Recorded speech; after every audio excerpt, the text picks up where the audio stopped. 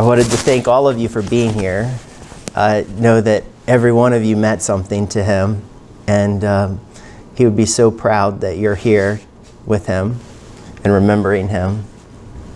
And thank you to Pastor Kevin and to the church and everyone for doing everything that they have. The last time I spoke to my dad was the Wednesday before he died, which was the 24th of February.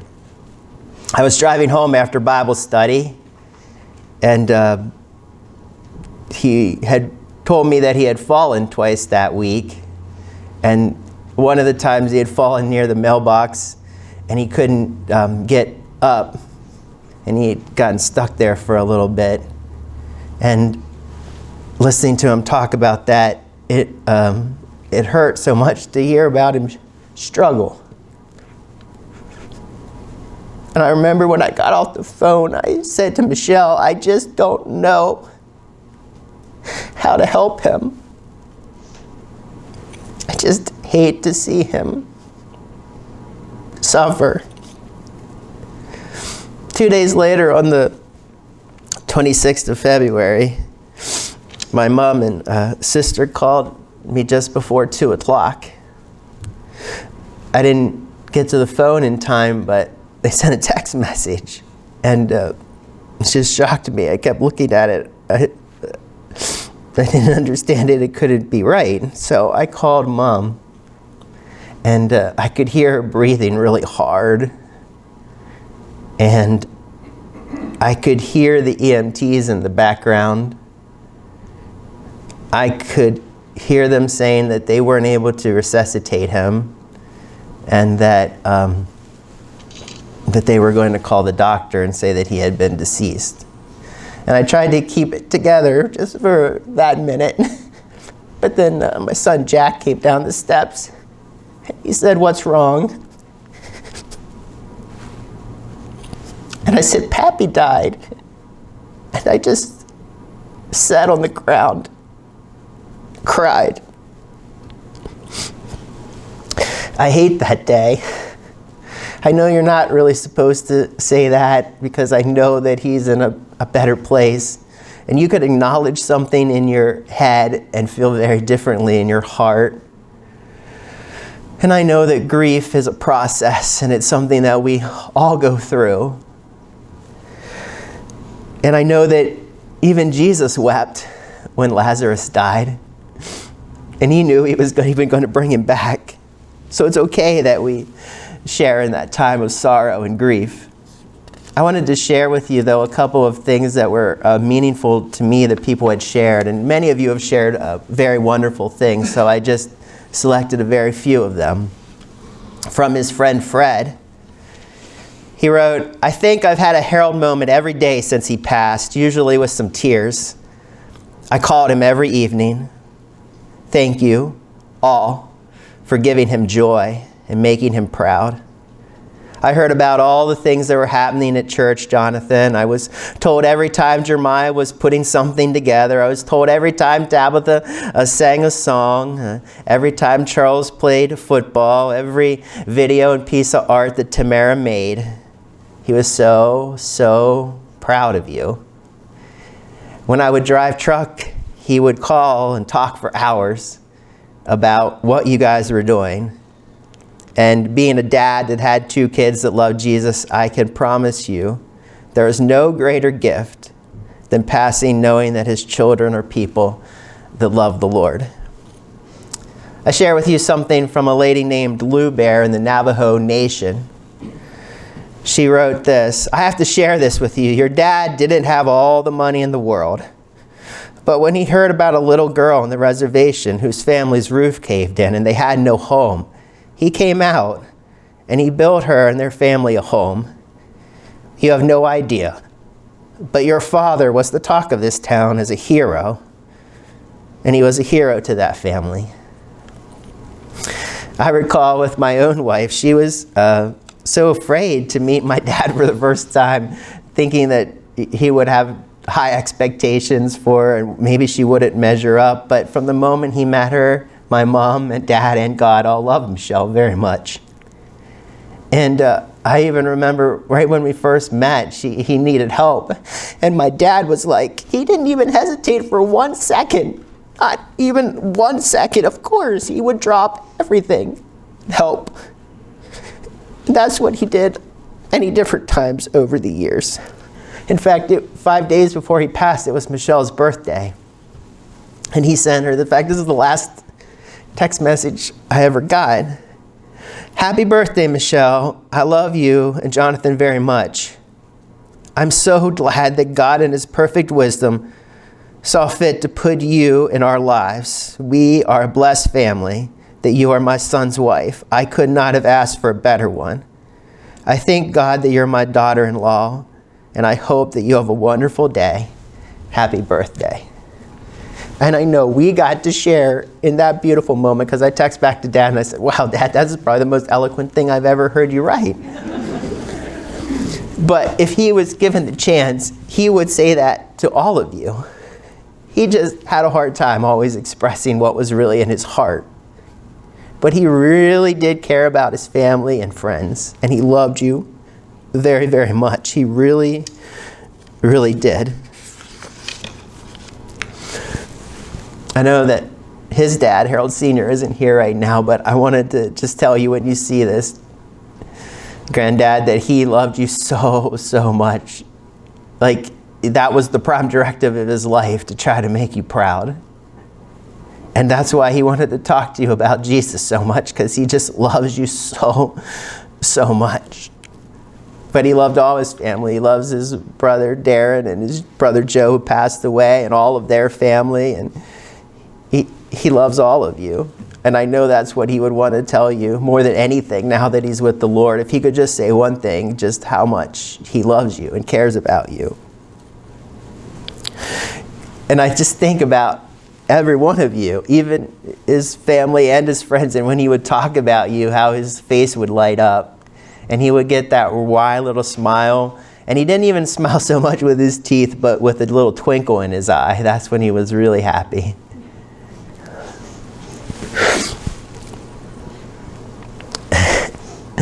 I know that when he left this world, he felt Jesus' love. And I already said that intellectually I know that. But in here, I feel pulled apart. It hurts so much. I still expect to see him. Like, I still expect him to come in at the end of the service and say, well, that was a nice service. Thank you so much for doing that for me. You see, when my dad got sick, I was like Jeremiah. I was sad, and I was mad, and I was even mad at God, and I didn't think it was fair. And I told God, I don't think you know what you're doing.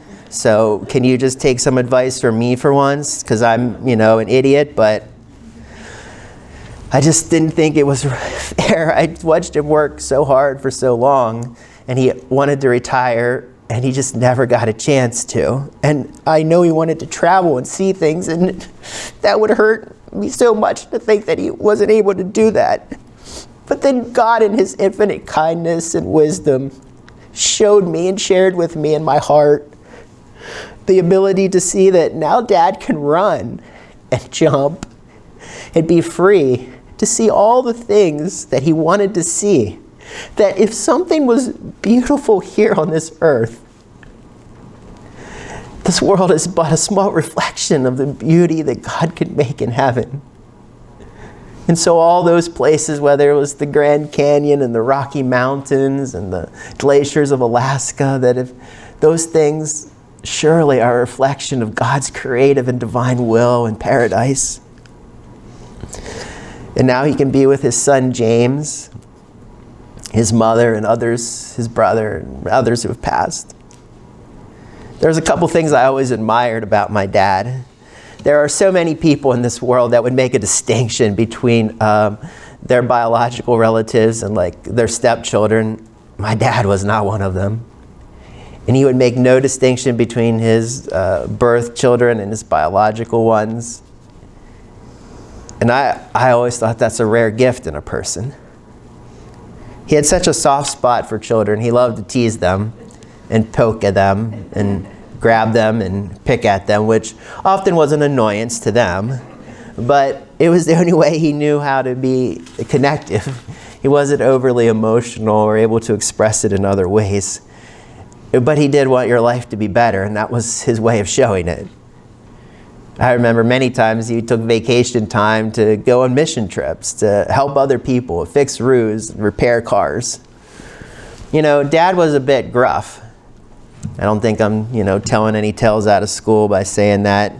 He didn't really play games of social niceties. But he wasn't ever two-faced. He would tell you right to your face the exact same thing he would tell you if you weren't there. And there's a certain degree of something to be admired in that. I always felt safe when he would listen to me, like he cared, and I miss that. He was always there when I needed advice because I'm not that handy or know how to fix things that well. I try to look in YouTube videos and, I would often be glad to get a hold of Dad because he was a good minimalist, because, I would have probably already dug up half of the yard and bought pipe and all kinds of, and he's like, why don't you just adjust the valve? I was like, oh yeah, that's a better idea. He was always there to help me. But maybe the thing I admired the most about my dad is I always felt like he allowed me to be me. And I was probably different in terms of personality than him in many ways, but I think he extended that to all of the people in his family. He let you be different than him and be okay with that, and still love you in the spite of those differences and find the commonality to share that. I'm really going to miss his phone calls. I'm going to miss hearing his voice. I'm going to miss that every time the Steelers played, whether they won or lost, I know about a minute later, Dad would call and complain about something in the game.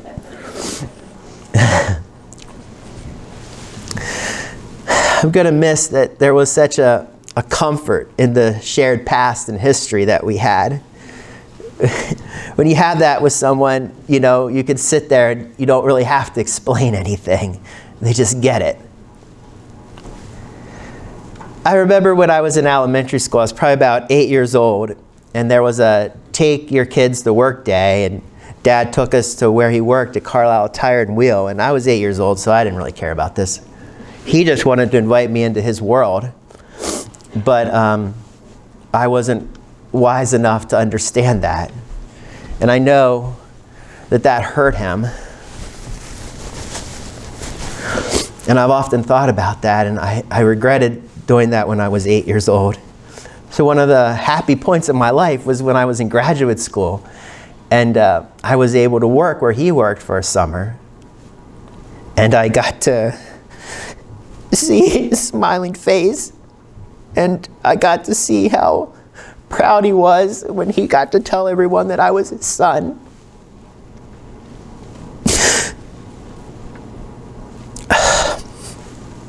Because when I went in there, I always thought, this, no offense to anyone that works there or anything, but that's a horrible place. It is a horrible, I've been in lots of factories, probably not as many as some of you, but that place is horrible.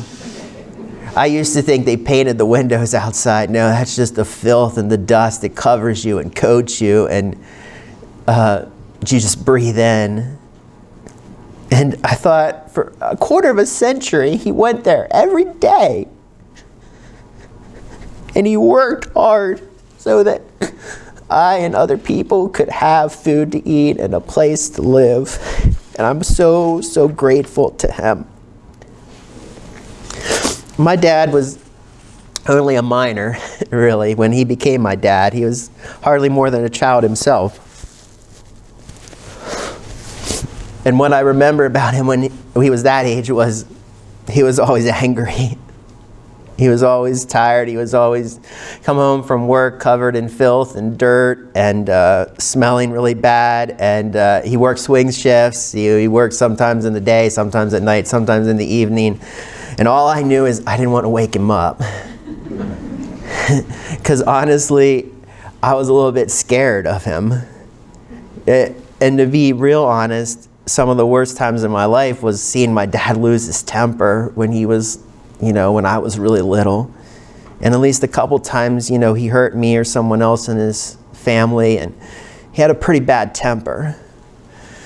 But I know Dad was really kind of scared of what he was capable of as well. And I'd say that not to excuse anything, but I know that he really wished he could control his temper better.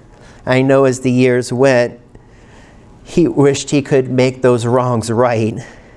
Because after all, that's the very nature of who God is, taking what is wrong and restoring it and making it right. I thought it reflects that so many of us are afraid to come to God because we kind of think that God is going to reject us. We'd have to keep our truest parts of ourselves away from God. I mean, if Pete was able to in the back play a movie of every moment of my dad's life, there would be moments in there that would fill us with great joy and comfort. And then there would probably be moments that would fill us with great sadness and hurt, maybe even anger. But I know that I can't get too self-righteous before any of us get too self-righteous, because if any of our lives played on that screen, there would be the same moments. There would be moments where we would all be ashamed and we would want to hide out of embarrassment for a time when we were mean or cruel. Maybe we misused our sexuality, or we responded to people with hate and anger and pride and jealousy. See, my dad knew a truth that I think was very true, that he was a sinner. And I know that I'm a sinner. We don't like to use that term because, we want to justify ourselves. We want to make a comparison. I'm not as bad as this person or that person, but it's not about a comparison. He knew that he didn't measure up to the perfection of God. And so when we're in light of that, we have a choice to make, whether we'll be humble to accept that, or we will even try to hide from even God. But the reality is that we try to hide those things, but God's already seen the movie. He saw every moment of my dad's life. He saw it many times, and he never hated him. He loved him. He saw sin for what it was, a disease that was hurting him, as it hurts all of us. And God hates sin because he knows what it does to us. It hurts us. I think the best thing my dad ever did in his life was to understand that he wanted to realize that he couldn't be good on his own, but he needed God to stop running, because you can never run far enough to outrun God. See, we're never going to be perfect. I know I'm not. I have a lot of flaws, just like my dad. But in looking at his flaws and his imperfections, I'm able to see how God works and how beautiful he is, and helping to transform him. I'm so grateful that God forgave my dad, and I'm so grateful that my dad would be willing to forgive me for any wrong that I've done to him. And I long ago forgave him for anything that he did against me. Such things just melt away in the perfect realization of who God is. You see, God keeps no record of wrongs. For those who humble themselves and repent before him, he doesn't.